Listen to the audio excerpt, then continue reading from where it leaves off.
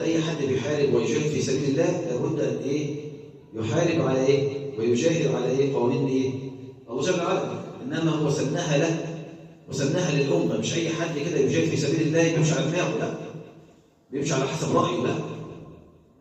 إن تنازع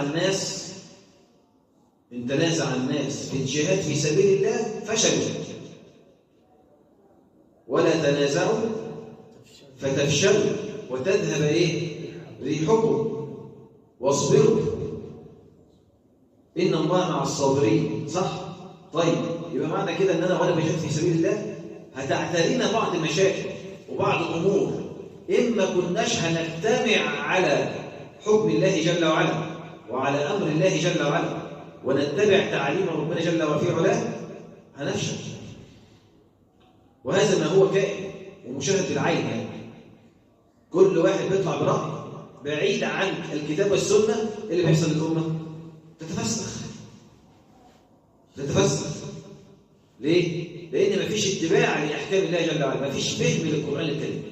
وأنا عاوز قبل ما أبدأ برضه أصحح مفهوم. سورة الفرقان الله جل وعلا بيقول: وقال الرسول يا رب إن قوم اتخذوا هذا القرآن مهجورا. ما قالش وقال الرسول يا رب إن قومي هجروا القرآن، ما قالش كده. ليه؟ لأن اتخذوا هذا القرآن مهجورا تختلف عن هجر القرآن. هجر القرآن غير صحيح. ليه؟ لأن في أمة النبي صلى الله عليه وسلم من يحفظ القرآن ومن يقرأ القرآن ومن يختم القرآن ومن يتبارون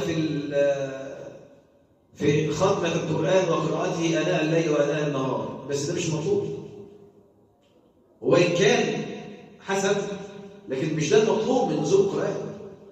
الله جل وعلا إنما أنزل هذا الكتاب القرآن ليه؟ وكتاب أنزلناه إليك مبارك ليدبروا.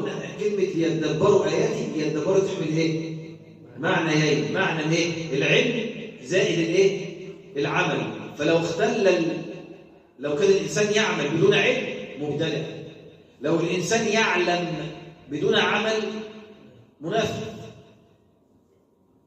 والمنافقين عارفين لكن ما عملوش حاجة. إن المنافقين يخادعون الله هو خادعهم وإذا قاموا إلى الصلاة قاموا كسالى يراؤون الناس ولا يذكرون الله إلا أعمالهم قليلة قوي.